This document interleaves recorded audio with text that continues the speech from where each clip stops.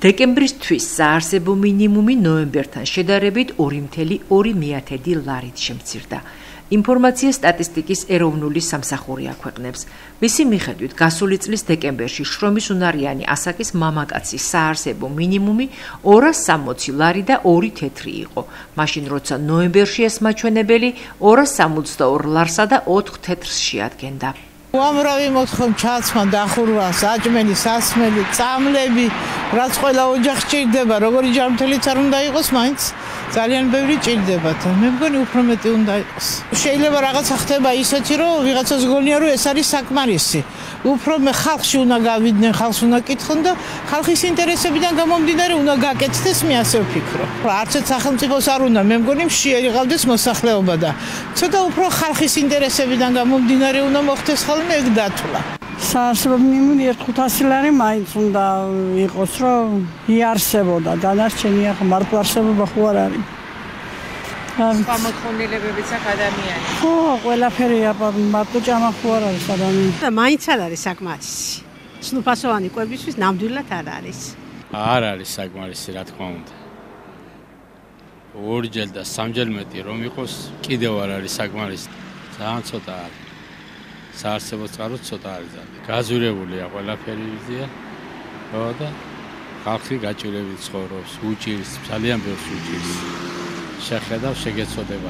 აღნიშნულის შესახებ ჩვენ ეკონომისტებსაც ვკითხეთ. გვითხრეს, რომ ხსენებული სტატისტიკური მონაცემები რეალობას არის აცდენილი.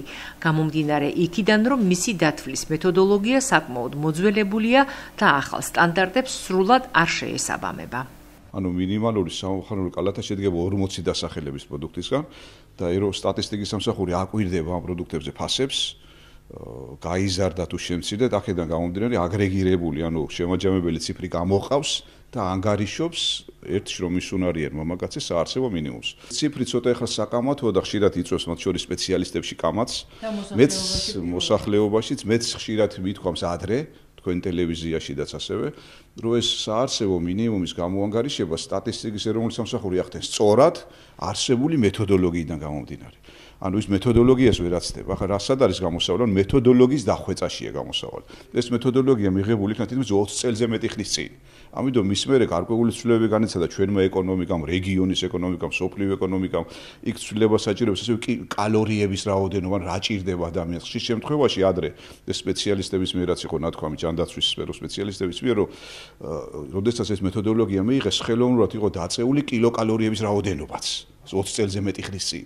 ანუ ადამიანს ფაქტიურად რა კილოკალორიები ჭირდება, იქედან გამომდინარე თუ ვიანგარიშებთ რეალურად, ეს ციფრი შეიძლება გარკვეულად გაიზარდოს. ანუ გამოსავალი ეს მეთოდოლოგიის დახვეწა და მეთოდოლოგიის დახვეწიდან გამომდინარე სტატისტიკის სამსახური მიიღებს ციფრს და სტატისტიკის სამსახურის შესაბამისად რეალობასთან ახლოს და მთავრობასაც მიეწოდება უფრო ობიექტური ინფორმაცია მიმართულებით. ჩვენ ვამბობთ იმაზე, რომ ქვეყანაში ორნიშნა ეკონომიკური ზრდა არის, რომ საშუალო ხელფასი იზრდება და ასე შემდეგ, მაშინ იქვე რჩება კითხვა, რომ რატო არ უნდა იზრდებოდეს შესაბამისად, თუნდაც შესაბამისად საარსებო მინიმუმის ზომა და ალბათ არის საფიქრალი, მე ვხედავ აქ შესაძლებლობებს, უბრალოდ აქ პოლიტიკური ეს არის გადაწყვეტილება მისაღები და მიმაჩნია, რომ ამის დრო არის დამდგარი, იმიტომ რომ ბოლო წლებში სტაბილურად ეს მეთოდიკა არის, რაც არის ახლა მიღებული და მგონია, რომ საჭიროებს უფრო მეტ გადაახედვას. უნდა აღინიშნოს, რომ 2024 წლის დეკემბრის ეს მონაცემი წინა წლის ანალოგიურ პერიოდთან შედარებით